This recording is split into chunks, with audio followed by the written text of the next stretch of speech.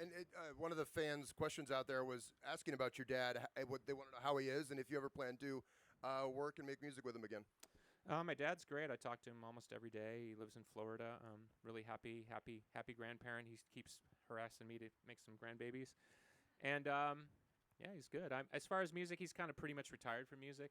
He had a lot of bad experiences in music, which had something to do with why he didn't want me to go in music because he got ripped off and like everybody else, and he ended up playing the Hollydeans of the world and stuff. So for music became something that he hated because he associated it with having to work, and which of course that's not where he started. So he's kind of more living vicariously now through what I do and more supportive in that way. Billy Corgan, is there a song that you wish you had wrote? Tons, yeah. That's always like that's the jealous. When I'm jealous of a song, that's when I think I wish I'd written that one. Let's hear a few. Oh, geez, I don't know. Down in a Hole by Alice in Chains. I always thought was such a great song. What's that song by Nirvana? Is it Polly or? Polly, yeah. Yeah, I mean, what an incredible song. Yeah, there's tons. I mean, Strawberry Fields Forever by the Beatles. I mean, wow. I mean, if I'd written one of those, I mean, where would we be? We wouldn't be at this rooftop. We'd be in a higher building, right? right. That's funny. We'd be at the Capitol Records somewhere right. on the top of there. I lost my train of thought here. Do you shoot? I'll just go to another question. I'll come back because I was going to ask. I was going to follow There's that. only up so with, many topics: drugs, I know. women, Well, rock and roll. Okay, Repeat. the one thing I do want to talk about is you've always been open about your struggles with depression, anxiety. How have you learned to cope over the years? God. This is that simple. Because God's the only thing, and even for people who don't believe in God, then I replace the word with love, right? It's the one thing where you can think about that somewhere out there, there's something that loves you no matter what you do. Because if you look around in life for that, you're never going to get it. It's not going to come from fans. It's not going to come from record sales. It's not going to come from your band, your family. That constant. Because everybody's human and they're going to stumble, including me. And God or love or the mountain or the tree or my doggy is the only thing that I think, okay, that's what love is, right? In the constant. And so once I associate myself with that, then I want to live up to that and not live down to our stupid culture, which celebrates things that don't have anything to do with love. And as particularly, I see so many beautiful young women here, and the way women are degraded in our culture bothers the shit out of me. Just bothers the shit out of me. I'm so tired of women in this culture being degraded. And then consequently, then men being put down in every sitcom for being idiots. I just Stereotypical stuff, yeah. I think it's time to grow up from all that. We have a lot of incredible people in this country with a lot of diverse opinions, and we need them. So you've obviously created this philosophy through maturity and trial and error. Yeah, I mean through experience and brick walls, older wisdom. How has it changed you as a musician, as a songwriter, as a producer over the years? Well, that's a really good question. I'm not sure, other than I've just learned to trust myself. I mean, I made an album called The Door after my mother died, and got really bad reviews. It didn't sell. The record company started treating me once again like an idiot, where only a year before they couldn't fumble all over themselves to give me whatever I wanted. When you go through those types of things in life, really hard times, and you see people turn away from you and realize that it's really not love that they're interested in, it's fame or power or who's got the golden glow around them. I don't know. You just learn to just find something deeper. So at this point in my life, my relationship with music is one of joy and appreciation, and then consequently really appreciating the fans that have stuck by me. I mean, I'm really humbled by that, because we're going to see a lot of fans come back around on this album. We welcome them back. We love it, and we especially want young kids and new fans. We want that new blood around us. But the fans that have been there the whole time, I'm really humbled, because they're the ones that have kept me going at times when it's been really rough. Mm-hmm. Do you buy into the notion that, a lot of some of the greatest albums, greatest musicians have written some of their best stuff during their darkest times? I think that's in a way, it's easier to communicate when you're really in pain, because you almost kind of have to. Mm-hmm. But ultimately, it's the less sophisticated form of communication. One of the greatest songs ever written, Imagine. That's not from a place of pain. That's from a place of hope and love, and we need more of those songs. I think we've pretty much covered all the other stuff. That doesn't mean I still don't go there, but I think typical, right? Rolling Stone does this issue called The Future of Rock. So they asked me to be in it. Of course, I got like one paragraph. But the guy asked me a question, said, okay, what's the future of rock? And I said, God. And he said, I don't understand. I said, well, God's the third rail of politics and rock and roll. You're not supposed to talk about God, right? But going on to explain it, I said, talking about love, talking about things that really, really, really matter is sort of what rock and roll sort of ignored all these years. It's actually the uncharted territory for people to actually be out there and say, I want to be about love, I'm going to express love in these ways, and all these other things too. That's actually the part of rock and roll that's really left untapped. Of course, they didn't put that in an article. Yeah. because that doesn't fit their version of the future of rock. But that's my future of rock. And I think you would probably agree that the future of rock is more DIY artists, independent artists. I know you've had challenges with the major labels over the years. Just kind of your general, just the music business right now.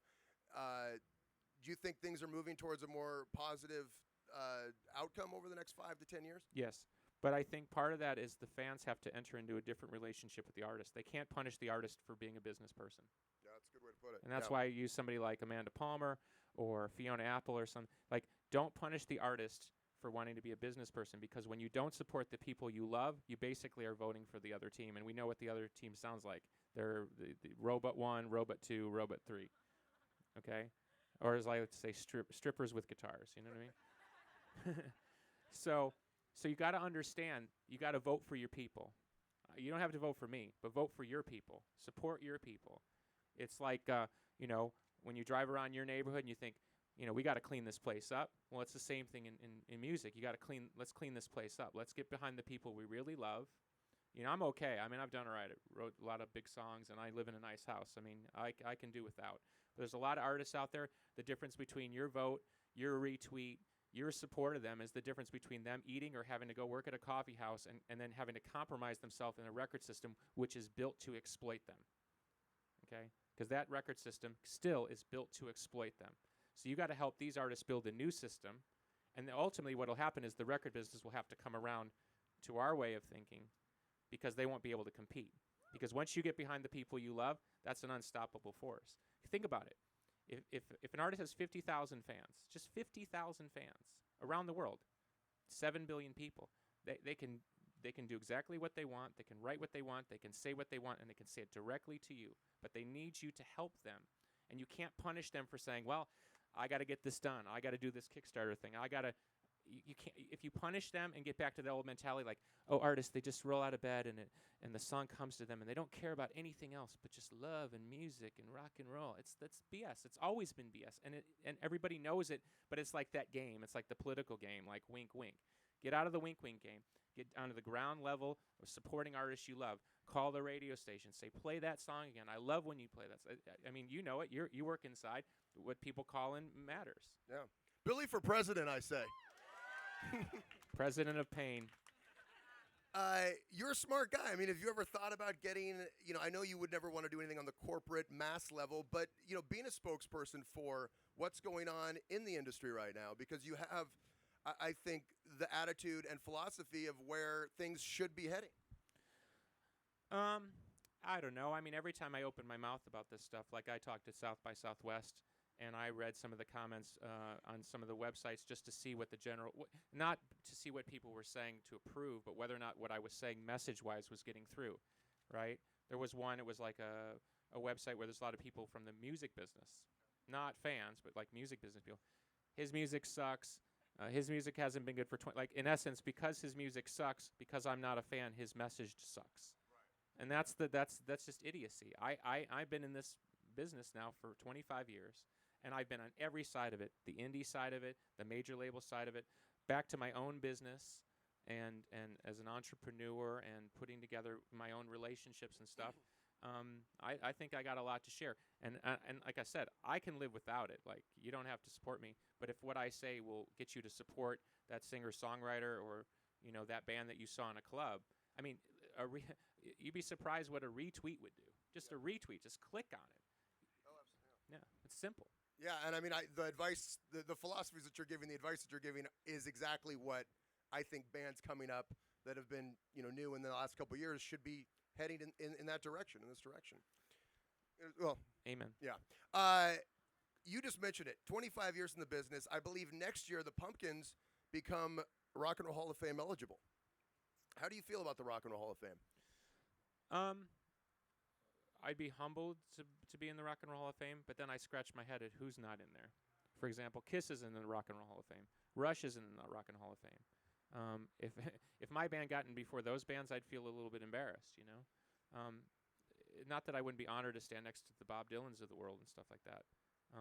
But I didn't get into this to be anybody's Rock and Roll Hall of Fame. You know what I mean? But if you were like you said, it's kind of a thank you to the fans. I mean, it's for the fans. It's kind of a result of your work based Right. on fan love. If that works out, that's great. I mean, but again, you got to have perspective. You know, that's what I'm saying. As a fan, I'm more fan minded than I am myself minded. Right. And as a fan of Kiss, why isn't Kiss in the Rock and Roll Hall of Fame? That's just politics, because they're either the fourth or fifth largest selling band of all time, and they're still selling out stadiums all over the world. They've influenced everybody. They influence our culture. You see, Gene in the Pepsi commercial. I mean, at what point have they done enough? And then it just realize it's not about that. So I don't know. The political stuff always kind of turns me off. If the